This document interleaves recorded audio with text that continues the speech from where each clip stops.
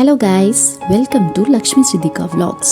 ఈరోజు మనం మసాలా వంకాయ కర్రీ చేసుకుంటున్నాం.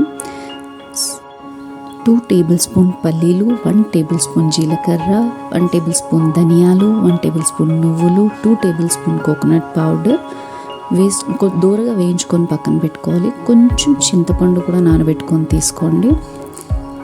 అండ్ దాని తర్వాత వేయించుకున్న ఆనియన్స్ కూడా తీసుకొని దాంట్లో అల్లం వెల్లుల్లి పేస్ట్ 1 టేబుల్ స్పూన్, 3 ఇలాచీ, 4 లవంగాలు, కొంచెం పట్టా వేసుకొని దాని తర్వాత ఉప్పు, కారం, పసుపు వేసేసుకొని దాన్ని మొత్తం పేస్ట్లా చేసుకొని ఒక బాణా తీసుకొని దాంట్లో ఆయిల్ వేసుకొని జీలకర్ర, ఆవాలు వేసుకొని దాని తర్వాత కొంచెం ఆనియన్స్, పచ్చిమిర్చి అండ్ దెన్ కొంచెం కొత్తిమీర, పుదీనా వేసుకొని ఒక 5 minutes వేగనివ్వండి. మనం ఆల్రెడీ మసాలా చేసి పెట్టుకున్న పేస్ట్ని వంకాయలని 4 లాగా కట్ చేసి దాంట్లో మధ్యలో స్టఫ్ చేసి ఆ బాణాలో వేసి వేయండి.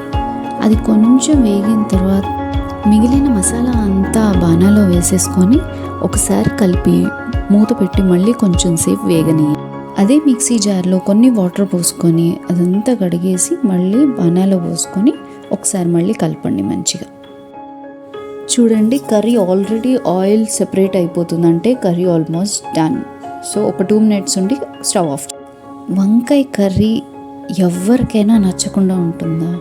వెజిటేబుల్స్ అన్నిట్లో వంకాయే ద కింగ్. ఎవరికైనా నచ్చని వాళ్ళు ఉంటే కామెంట్స్లో మెన్షన్ చేయండి. నౌ the వంకాయ masala curry is ready. It's ready to serve.